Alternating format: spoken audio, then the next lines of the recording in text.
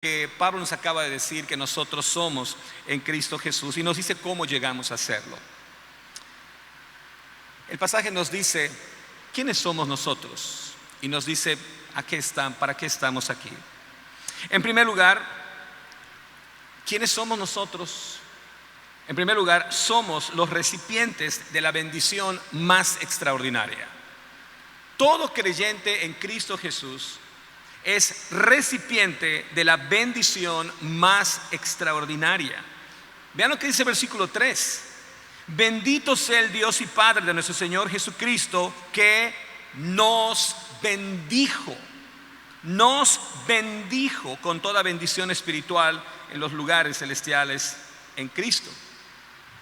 Es un hecho que una frase puede llegar a perder su significado cuando la decimos muchas veces. De tanto decir una palabra o una frase, es posible que podamos estar incluso lejos de entender su verdadero significado. Una de estas frases es que Dios se bendiga. Lo usamos quizás hasta como un saludo, ¿verdad? Que Dios se bendiga. Piensa en lo que eso significa. Que Dios te bendiga. Estamos diciendo que ojalá que Dios nos dé de ese favor. En Dios te bendiga, estamos pidiendo que Dios nos haga el recipiente de su bondad. Si Dios es el ser más bondadoso que existe, entonces su bendición debe ser lo más extraordinario que podemos experimentar. El pasaje dice que hemos sido bendecidos con toda bendición. Esa bendición es completa. Es una bendición que abarca cada una de las necesidades que realmente nosotros tenemos. La palabra dice que hemos sido bendecidos con toda bendición espiritual. El mundo físico y el mundo material que están frente a nosotros no es todo lo que existe. Hay un mundo espiritual. Así que esta bendición no consiste meramente de los bienes materiales que podríamos legítimamente tener y disfrutar, pero bienes que al final de cuentas son bienes perecederos. Sin embargo, esta enorme bendición tiene las cualidades que Pablo en su primera carta menciona. Es una bendición incorruptible, incontaminada e inmarcesible. Hemos sido bendecidos con toda bendición espiritual, añade el apóstol Pablo, en los lugares celestiales. Esta bendición espiritual no tiene nada que ver con los valores y los anhelos de este mundo. Tiene que ver más bien con los ideales, con los anhelos, con las cosas de arriba, con los valores del reino eterno y amoroso del Rey Jesús. Pero todo esto es gracias a que estamos en Cristo. Esta bendición espiritual está en Cristo. No son bendiciones que podemos ganar con nuestro buen comportamiento o con nuestras buenas intenciones. Estas bendiciones han sido compradas por la obra perfecta y completa de nuestro Salvador. Pero a partir del versículo 4, el apóstol Pablo nos menciona cuáles son, nos desglosa cuáles son todo lo que él llama bendición espiritual. Y por razones de tiempo vamos a mencionarlas brevemente. Me hubiera encantado que fueran 7 para que se viera más espiritual, más mágico, más místico, pero solamente encontré 6. Dice la palabra del Señor que esta bendición espiritual consiste en que hemos sido escogidos desde la fundación del mundo, versículo 4, de entre todos los condenados justamente y por su pura gracia, antes siquiera de que nos diéramos cuenta de que existimos. Esta bendición también consiste en que hemos sido predestinados para ser adoptados como sus hijos, versículo 5. No hay nada hoy que nos aparte de su familia. Podemos decirnos hermanos en la fe, podemos llamar a Dios nuestro Padre porque hemos sido adoptados como sus hijos. Versículo 7 dice que esta bendición consiste en que hemos sido comprados, redimidos a precio de sangre y somos suyos, le pertenecemos por toda la eternidad. Ni el mismo diablo nos puede apartar de su mano. En el mismo versículo 7 se nos dice que somos perdonados de todos nuestros pecados. Pecados de los cuales el Señor promete que jamás se ha de acordar. Eso hace posible que podamos disfrutar de una paz eterna con Él. En el versículo 9 se nos asegura que Dios va a cumplir su plan eterno de que Cristo un día va a ser el gobernador real y amoroso sobre todo y sobre todos. Dice el apóstol Pablo que un día Dios ha de reunir todas las cosas en Cristo, de poner todas las esferas de la vida bajo los pies del Rey Jesús. Y en el versículo 14 se nos recuerda que esta bendición espiritual significa que hemos sido sellados para el día de la redención. Hemos sido apartados para aquel gran día.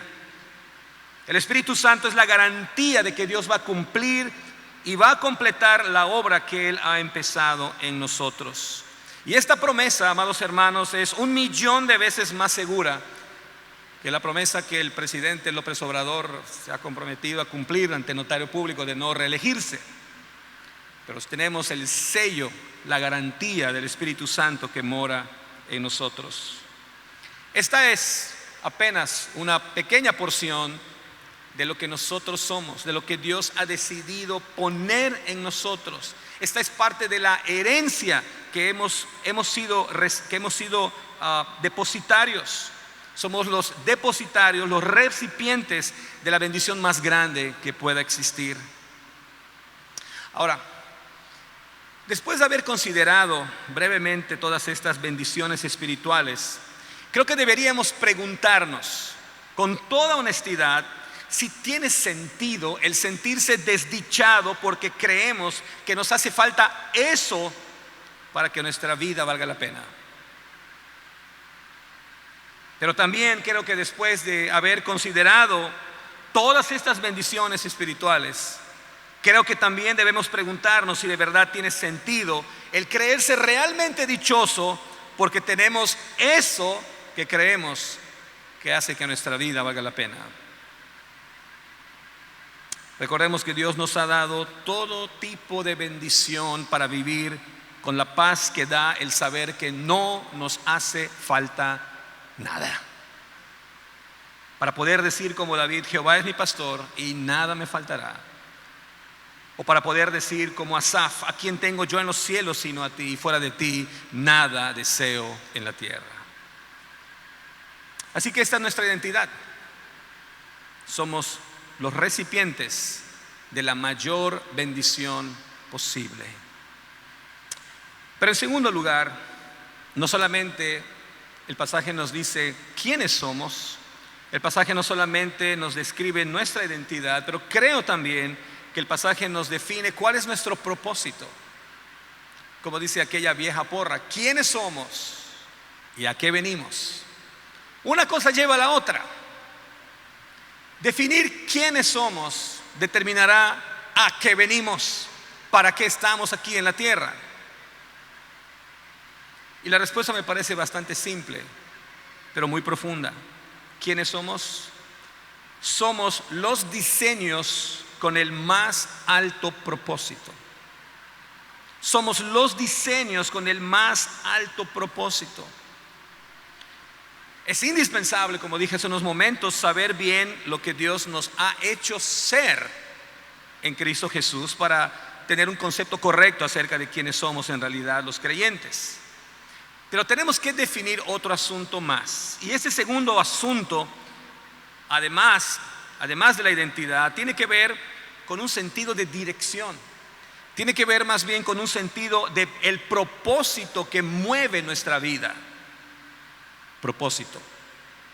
Esa palabra debe de sonar muy claramente en los oídos de los pastores que hace 20 años estaban emocionados con aquel famoso libro de Rick Warren, Una vida con propósito y una iglesia con propósito, que literalmente barrió muchísimas iglesias. En este libro se enseña con mucha claridad, y me parece que es correcto, que solamente al vivir para Cristo Jesús es posible tener un sentido correcto de dirección y propósitos en esta vida. Muchos creyentes, entre los cuales también me encuentro yo, manifestamos nuestra gratitud, ¿verdad? Estuvimos contentos con este libro porque mucha gente pudo entender que el propósito real era honrar y glorificar a Dios. Sin embargo, creo que los cristianos de aquella década de los 90 se tardaron mucho para poder aprender esta verdad, por dos razones.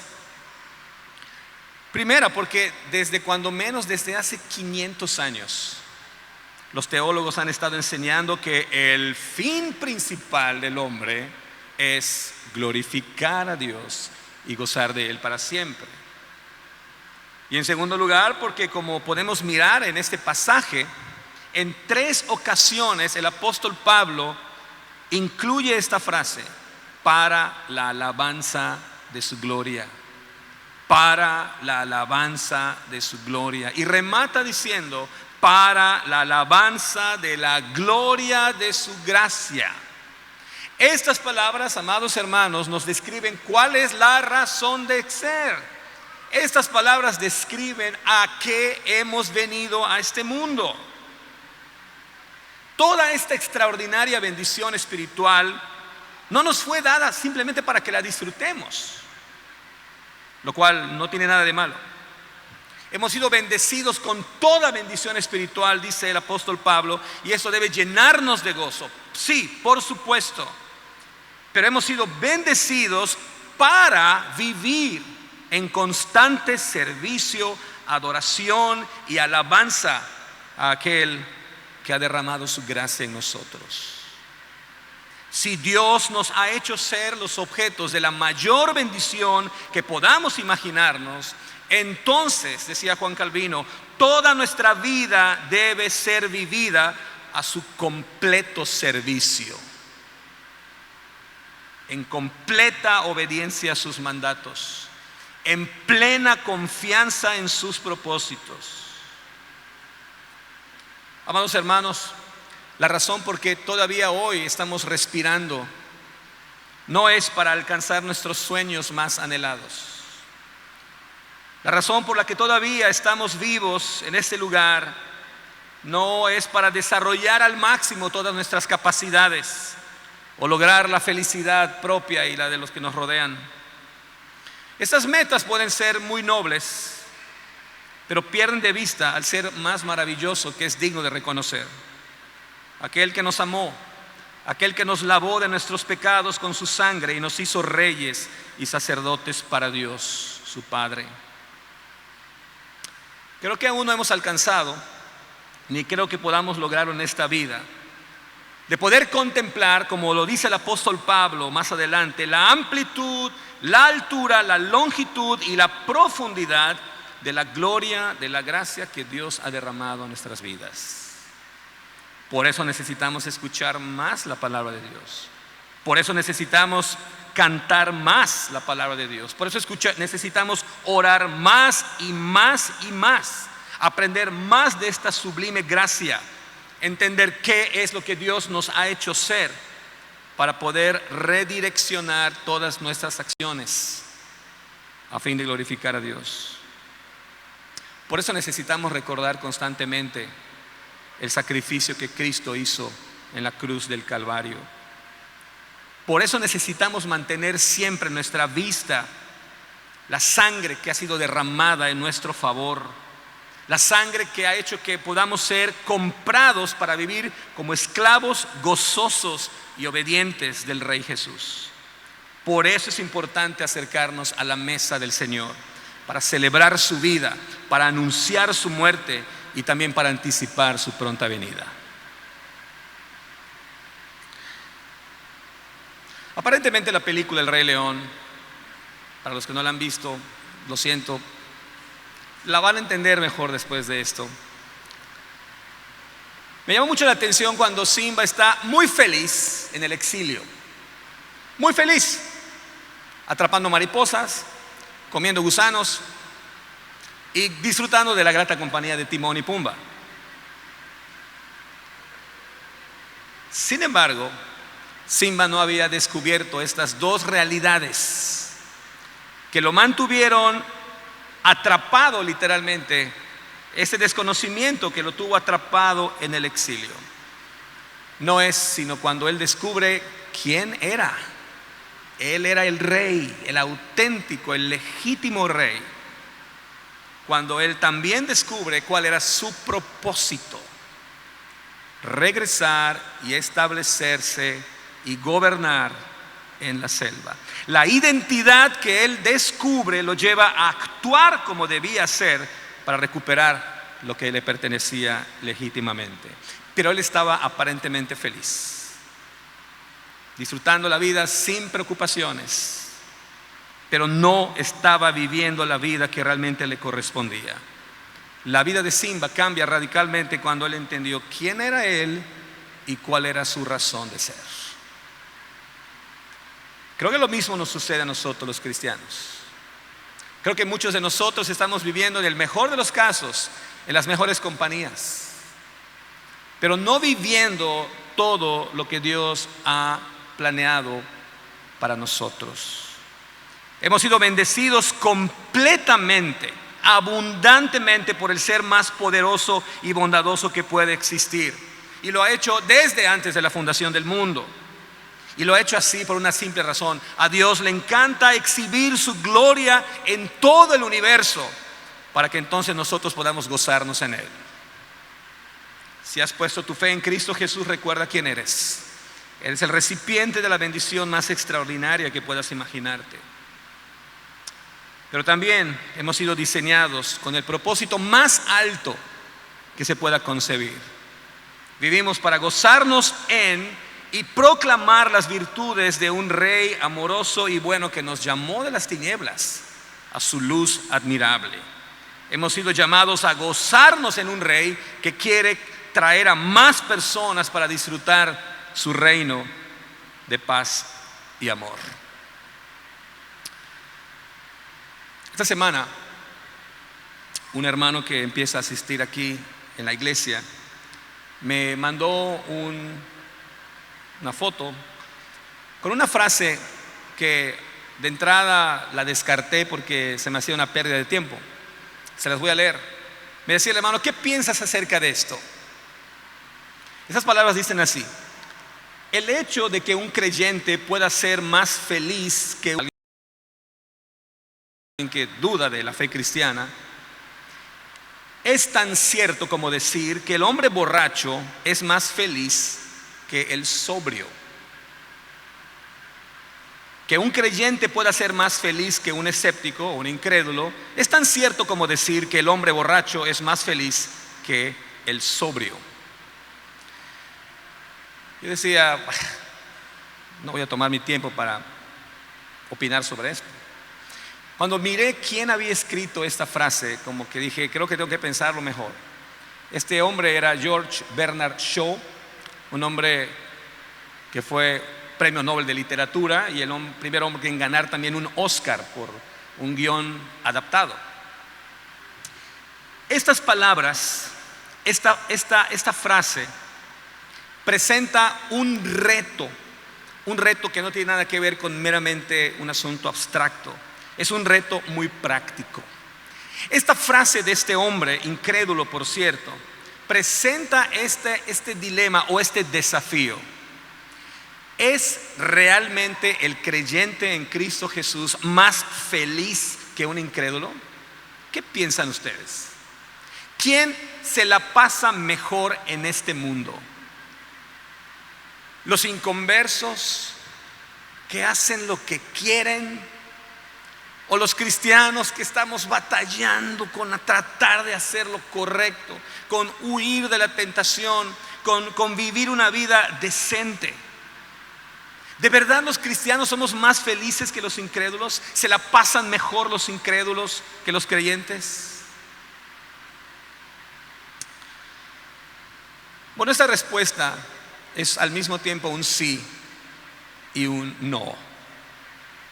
Sí, los inconversos se la pasan mejor en esta vida.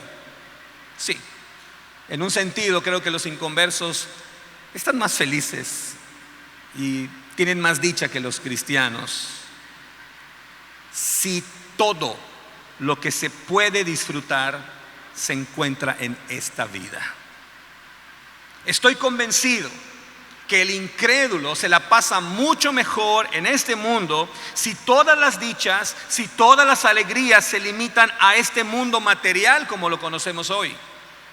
Sí, desde este ángulo, el ángulo donde todo lo bueno, todo lo dichoso está en esta vida, los inconversos son más felices comiendo y viviendo porque mañana se van a morir.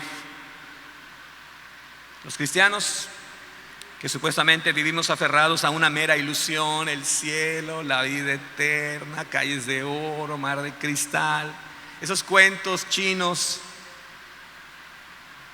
Los cristianos que batallamos para alejarnos de los placeres de este mundo, que aspiramos a una vida aburrida de sobriedad, de decencia, honestamente somos los más desdichados, somos los más dignos de toda conmiseración. Nos estamos perdiendo de todo lo bueno de esta vida. En última instancia somos unos tontos. Pero si existe una vida después de la muerte, si la muerte es apenas la antesala a otra vida, y al estar en Cristo somos herederos de la vida eterna, entonces los incrédulos son los más desdichados de todas las personas. Porque ¿de qué sirve ganarse todo el mundo y perder el alma?